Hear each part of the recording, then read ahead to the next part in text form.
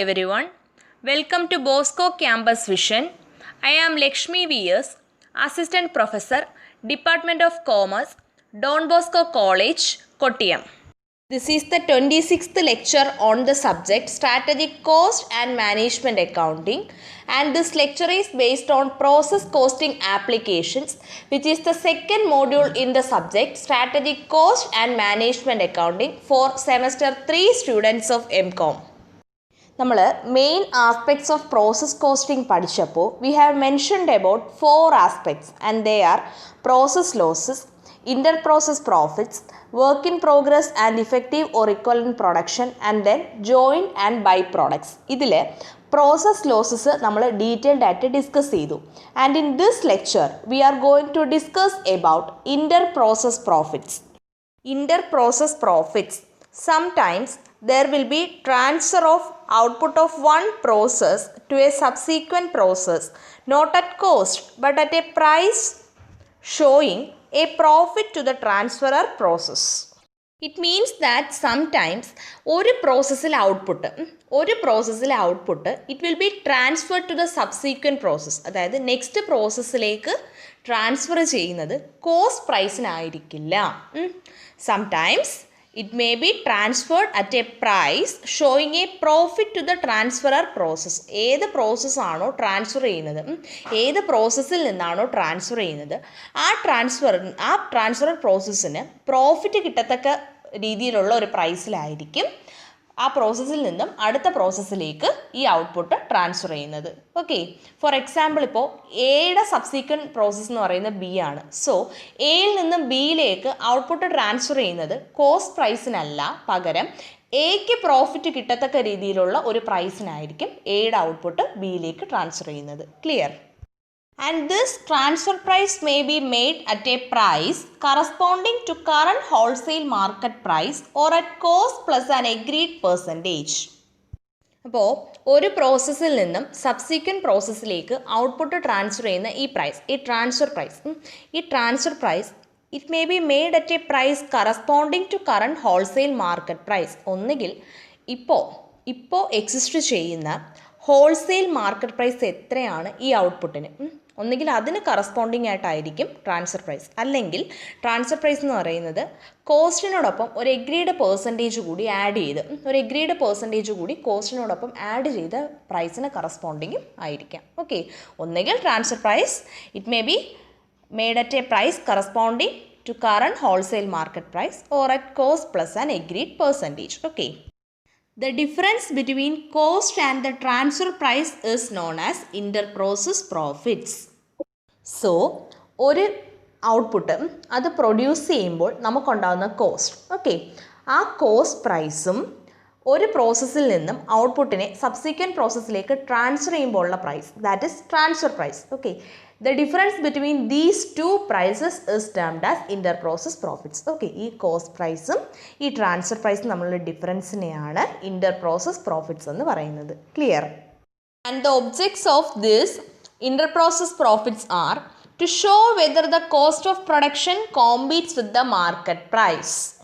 It means that cost of production, ഔട്ട്പുട്ടിൻ്റെ cost of production അഥവാ cost price market പ്രൈസുമായിട്ട് compete ചെയ്യുന്നുണ്ടോ എന്നുള്ളത് കാണിക്കാനായിട്ട് ഇന്റർ പ്രോസസ് പ്രോഫിറ്റ്സ് യൂസ്ഫുൾ ആണ്. ഓക്കെ, അതായത് നമ്മളിപ്പോൾ പറഞ്ഞിരുന്നു ട്രാൻസ്ഫർ പ്രൈസ് ഒന്നുകിൽ ഡിറ്റർമൈൻ ചെയ്യുന്നത് കറണ്ട് ഹോൾസെയിൽ മാർക്കറ്റ് പ്രൈസിന് കറസ്പോണ്ടിങ് ആയിട്ടോ അല്ലെങ്കിൽ cost plus an agreed percentage അങ്ങനെയോ ആയിരിക്കും ട്രാൻസ്ഫർ പ്രൈസ് ഡിറ്റർമൈൻ ചെയ്യുന്നത്. സോ ഈ ഒരു മാർക്കറ്റ് പ്രൈസ് അതിൻ്റെ ബേസിസിൽ ട്രാൻസ്ഫർ പ്രൈസ് ഡിറ്റർമൈൻ ചെയ്യുമ്പോൾ, അതിന് കറസ്പോണ്ടിങ് ആയിട്ട് ട്രാൻസ്ഫർ പ്രൈസ് ഡിറ്റർമൈൻ ചെയ്യുമ്പോൾ നമുക്ക് എന്ത് ചെയ്യാം, ആ കോസ്റ്റ് പ്രൈസിനെയും ട്രാൻസ്ഫർ പ്രൈസിനെയും കൂടി കമ്പയർ ചെയ്തിട്ട് അതിൻ്റെ ആ കോമ്പിറ്റൻസി ഐഡൻറ്റിഫൈ ചെയ്യാനായിട്ട് പറ്റും. Okay, and the second object is to make each process stand on its own efficiency and economies. That is, the transferee processes are not given the benefits of economies affected in the earlier process. It means that each process stands on its own efficiency and economies. ഓരോ പ്രോസസ്സും അതിൻ്റേതായ എഫിഷ്യൻസിയിലും അതിൻ്റേതായ എക്കോണമീസിലും, it means അതിൻ്റേതായ cost അഡ്വാൻറ്റേജസിലൊക്കെ ആയിരിക്കണം നിൽക്കേണ്ടുന്നത്. That is transferee processes, അതായത് ഏത് പ്രോസസ്സിലേക്കാണോ ഈ ഔട്ട്പുട്ട് ട്രാൻസ്ഫർ ചെയ്ത് വരുന്നത്, ആ പ്രോസസ്സുകൾക്ക് they are not given the benefits of economies affected in the earlier process. ഈ ഒരു ട്രാൻസ്ഫറി പ്രോസസ്സിന് ഏർലിയർ ആയിട്ട് വരുന്ന പ്രോസസ്സിലുള്ള എക്കോണമീസിൻ്റെ ബെനിഫിറ്റ്സ്, ആ കോസ്റ്റ് അഡ്വാൻറ്റേജസ് ഒന്നും ഈ ട്രാൻസ്ഫറി പ്രോസസ്സിന് അവൈലബിൾ ആകില്ല. Okay, and there is unnecessary complication of the accounts under this system. And ഈ സിസ്റ്റത്തിൽ, അതായത് ഈ കോസ്റ്റ് പ്രൈസിന് പകരം ട്രാൻസ്ഫർ പ്രൈസിന് output of one process subsequent പ്രോസസ്സിലേക്ക് ട്രാൻസ്ഫർ ചെയ്യുന്ന ഈ സിസ്റ്റത്തിൽ, ഇൻ്റർ പ്രോസസ് പ്രോഫിറ്റ്സ് വരുന്ന ഈ സിസ്റ്റത്തിൽ there is unnecessary complication of the accounts, and this unnecessary complication of the accounts is due to preparation of desired comparison on separate cost reports for each process. അതായത് desired comparisons ഓരോ പ്രോസസ്സിനും separate cost റിപ്പോർട്ട്സിലാണ് prepare ചെയ്യുന്നത്. ഇപ്പം ABC അങ്ങനെ ഒരു 2-3 process ഉണ്ടെങ്കിൽ എക്ക് ഒരു separate cost report, അതിൻ്റെ കമ്പാരിസൺ, ദെൻ ബിക്ക് ഒരു സെപ്പറേറ്റ് കോസ്റ്റ് റിപ്പോർട്ട്, അതിൻ്റെ കമ്പാരിസൺ, അങ്ങനെ സെപ്പറേറ്റ് ആയിട്ടായിരിക്കും പ്രിപ്പയർ ചെയ്യുന്നത്. അപ്പോൾ അവിടെ എന്താണ്, ഓരോ പ്രോസസ്സിലും ഒരു ഡിഫറൻസ് കാണും അതിൻ്റെ കമ്പാരിസൺസ് തമ്മിൽ. Okay, or by adopting a standard costing system when standards could be set for each process. ഓരോ പ്രോസസ്സിനും സ്റ്റാൻഡേർഡ്സ് സെറ്റ് ചെയ്യുന്ന കേസിൽ, അതായത് എ എന്ന് പറയുന്ന പ്രോസസ്സിന് ഒരു സെപ്പറേറ്റ് സ്റ്റാൻഡേർഡ്, ദെൻ ബിക്ക്, അങ്ങനെ ഓരോന്നിനും സ്റ്റാൻഡേർഡ് സെറ്റ് ചെയ്യുന്ന ഒരു പ്രോസസ്സ് ആണെങ്കിൽ അവിടെ ഒരു സ്റ്റാൻഡേർഡ് കോസ്റ്റിംഗ് സിസ്റ്റം ആയിരിക്കും അഡോപ്റ്റ് ചെയ്യുന്നത്. Okay, and due to these reasons there is a rather unnecessary complication of the accounts under this system. Okay.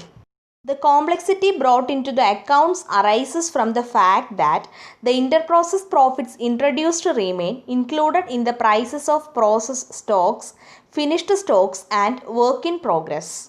അക്കൗണ്ട്സിൽ ഇങ്ങനൊരു കോംപ്ലക്സിറ്റി വരുന്നു എന്ന് പറഞ്ഞു കഴിഞ്ഞാൽ, ഈ ഒരു സിസ്റ്റത്തിൽ ഈ ഒരു കോംപ്ലക്സിറ്റി വരുന്നു എന്ന് പറയുന്നത് ഇൻ്റർ പ്രോസസ് പ്രോഫിറ്റ്സ്, നമ്മൾ ഇൻട്രൊഡ്യൂസ് ചെയ്യുന്ന ഇൻ്റർ പ്രോസസ് പ്രോഫിറ്റ് എന്ന് പറയുന്നത് അത് ഇൻക്ലൂഡഡ് ആണ് പ്രോസസ് സ്റ്റോക്സിലും ഫിനിഷ്ഡ് സ്റ്റോക്സിലും വർക്ക് ഇൻ പ്രോഗ്രസ്സും. ഇതിനൊക്കെ ഓരോ പ്രൈസ് കൊടുത്തിട്ടുണ്ടായിരിക്കും.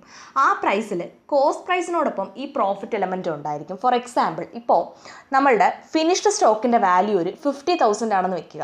ദെൻ അതിനകത്ത് കോസ്റ്റിൻ്റെ ഒരു എലമെൻറ്റ് കാണും. ഫോർ എക്സാമ്പിൾ, ജസ്റ്റ് ഒരു എക്സാമ്പിളാണ്, ഒരു 35,000 ഒരു കോസ്റ്റിൻ്റെ എലമെൻറ്റും ദെൻ ഒരു 15,000 ഒരു പ്രോഫിറ്റ് എലമെൻറ്റും ആയിരിക്കും. അങ്ങനെ ഓരോ ഈ പ്രോസസ് സ്റ്റോക്കിലും ഫിനിഷ്ഡ് സ്റ്റോക്കിലും വർക്ക് ഇൻ പ്രോഗ്രസ്സിലും ഒക്കെ എന്താണ്, ഈ ഒരു എലമെൻറ്റ്, ഈ ഒരു ഇൻ്റർ പ്രോസസ് പ്രോഫിറ്റിൻ്റെ എലമെൻറ്റ് ഇൻക്ലൂഡഡ് ആണ്. അതുകൊണ്ടാണ് ഇത്ര കോംപ്ലക്സിറ്റി ഈ അക്കൗണ്ട്സിൽ വരുന്നത്. ഓക്കെ, നമ്മൾ പ്രോബ്ലം ചെയ്യുമ്പോൾ ഈ എലമെൻറ്റ്സ്, ഈ ഓരോന്നിനകത്തും ഇൻക്ലൂഡഡ് ആയിരിക്കുന്ന കോസ്റ്റിൻ്റെയും പ്രോഫിറ്റിൻ്റെ എലമെൻറ്റ്സ് നമ്മൾ സെപ്പറേറ്റ് ചെയ്യുകയും കണ്ടുപിടിക്കുകയും ചെയ്യുന്നുണ്ട് ഈ സ്റ്റോക്സിൽ വരുന്നത്. അപ്പോൾ ഇത് കുറച്ചുകൂടെ ക്ലിയർ ആവും. Okay, and for balance sheet purposes, interprocess profit cannot be included in stock, as a firm cannot make a profit by trading itself. And balance ഷീറ്റിലേക്ക് എടുക്കുമ്പോൾ ഈ സ്റ്റോക്കിൻ്റെ എമൗണ്ടിൽ ഈ പ്രോഫിറ്റിൻ്റെ, അതായത് ഈ ഇൻ്റർ പ്രോസസ് പ്രോഫിറ്റ് ഇൻക്ലൂഡഡ് ആയിരിക്കില്ല. ബിക്കോസ് ഒരു ഫേമിന് സ്വന്തമായിട്ട് പ്രോഫിറ്റ്, അതായത് സ്വന്തമായിട്ട് ട്രേഡിങ് നടത്തി പ്രോഫിറ്റ് ഉണ്ടാക്കാനായിട്ട് പറ്റില്ല. ഓക്കെ, അതായത് ഇപ്പം ഒരു പ്രോസസ്സിൽ നിന്ന് മറ്റൊരു പ്രോസസ്സിലേക്ക് പോകുന്നു എന്ന് പറഞ്ഞു കഴിഞ്ഞാൽ സെയിം ഒരു ഫേമിൻ്റെ തന്നെ ആക്ടിവിറ്റീസാണ്, ഡിഫറെൻറ്റ് ആക്ടിവിറ്റീസ്. അപ്പോൾ അതിൻ്റെ അകത്തുണ്ടാകുന്ന പ്രോഫിറ്റ് എലമെൻറ്റ് ബാലൻസ് ഷീറ്റിൽ കാണിച്ചിട്ട് പ്രോഫിറ്റ് ഇത്രയും ക്രിയേറ്റ് ചെയ്തു അങ്ങനെ പറയാനായിട്ട് പറ്റത്തില്ല. സോ ഓൺ ട്രേഡിങ് വഴി പ്രോഫിറ്റ് ക്രിയേറ്റ് ചെയ്തു എന്നൊരു ഫേമിന് കാണിക്കാൻ പറ്റില്ല. സോ അതുകൊണ്ടാണ് എന്ത് ചെയ്യുന്നത്, ഇൻ്റർ പ്രോസസ് പ്രോഫിറ്റ് സ്റ്റോക്കിൽ ഇൻക്ലൂഡ് ചെയ്യാത്തത്. ഓക്കെ, ബാലൻസ് ഷീറ്റിൽ എടുക്കുന്ന സ്റ്റോക്കിൻ്റെ എമൗണ്ടിൽ ഈ പ്രോഫിറ്റ് എലമെൻറ്റ് വരത്തില്ല. Okay, to avoid these complications, a provision must be created to reduce the stock to actual cost price. And ഈ കോംപ്ലിക്കേഷൻസ് അവോയ്ഡ് ചെയ്യാനായിട്ട് ഒരു പ്രൊവിഷൻ ക്രിയേറ്റ് ചെയ്യും. Okay, a provision must be created to reduce the stock to actual cost price. അതായത് ഈ സ്റ്റോക്കിനെ reduce ചെയ്ത് actual cost പ്രൈസിലേക്ക് കൊണ്ടുവരിക എന്ന പർപ്പസോടുകൂടി ഒരു പ്രൊവിഷൻ ക്രിയേറ്റ് ചെയ്യും. ഓക്കെ, അതായത് ആക്ച്വൽ കോസ്റ്റ് പ്രൈസിലേക്ക് സ്റ്റോക്കിൻ്റെ വാല്യൂ എത്തിക്കുക. ഓക്കെ, സ്റ്റോക്കിൻ്റെ വാല്യൂ ഇപ്പോൾ ഇൻക്ലൂഡഡ് ആയിട്ട് കിടക്കുന്നതിൽ കോസ്റ്റും പ്രോഫിറ്റും എല്ലാം കൂടെ ചേർന്ന എമൗണ്ട് ആണെങ്കിൽ ആ ഒരു എമൗണ്ടിനെ കുറച്ച് ആക്ച്വൽ കോസ്റ്റ് പ്രൈസിലേക്ക് എത്തിക്കുക എന്ന ഉദ്ദേശത്തോടു കൂടി ഒരു പ്രൊവിഷൻ ക്രിയേറ്റ് ചെയ്യും. Clear? This problem arises only in respect of stock on hand at the end of the period because goods sold will have realized the internal profits. So ഈ ഒരു problem, അതായത് സ്റ്റോക്കിൻ്റെ പ്രൈസിൽ നിന്നും അതിനെ ആക്ച്വൽ കോസ്റ്റ് പ്രൈസിലേക്ക് എത്തിക്കുക എന്ന് പറയുന്ന ഈ ഒരു ആക്ടിവിറ്റി, ഈ ഒരു പ്രൊവിഷൻ ക്രിയേറ്റ് ചെയ്യുന്ന ഈ ഒരു കോംപ്ലിക്കേഷൻ വരുന്ന ഈ ഒരു കേസൊക്കെ it is only applicable to stock on hand at the end of the period. അതായത് ആ ഒരു ഫിനാൻഷ്യൽ പീരീഡ് അല്ലെങ്കിൽ ഫിനാൻഷ്യൽ ഇയർ അവസാനിക്കുമ്പോൾ കമ്പനിയുടെ കയ്യിൽ എത്ര സ്റ്റോക്ക് ഉണ്ട്, ആ ഒരു സ്റ്റോക്കിന് മാത്രമായിരിക്കും ഈ ഒരു പ്രോബ്ലം ആപ്ലിക്കബിൾ ആകുന്നത്. Because goods all will have realised the internal profits. Goods വിൽക്കുന്നതിന് ഓൾറെഡി നമ്മളത് വിൽക്കുമ്പോൾ എന്താണ്, പ്രോഫിറ്റ് കൂടി ആഡ് ചെയ്തിട്ടാണ് വിൽക്കുന്നത്. സോ അത് ഇൻറ്റേർണൽ പ്രോഫിറ്റ്സ് എന്താണ്, റിയലൈസ് ചെയ്തു. അപ്പോൾ ആ ഇൻറ്റേർണൽ പ്രോഫിറ്റ്സ് കമ്പനി ഏൺ ചെയ്തതാണ്.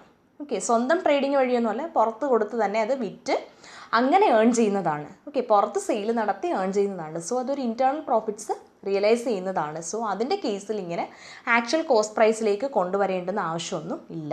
അറ്റ് ദ സെയിം ടൈം നമ്മളുടെ കയ്യിൽ at the end of the period stock on hand നമ്മളുടെ കയ്യിൽ ഉള്ള സ്റ്റോക്ക് ആണെങ്കിൽ അതിനെ എന്ത് ചെയ്യുക, പ്രോഫിറ്റ് എലമെൻറ്റിനെ മാറ്റി ആക്ച്വൽ കോസ്റ്റ് പ്രൈസിലേക്ക് കൊണ്ടുവരണം. എങ്കിലേ അത് ബാലൻസ് ഷീറ്റിൽ കാണിക്കാനായിട്ട് പറ്റൂ. ക്ലിയർ?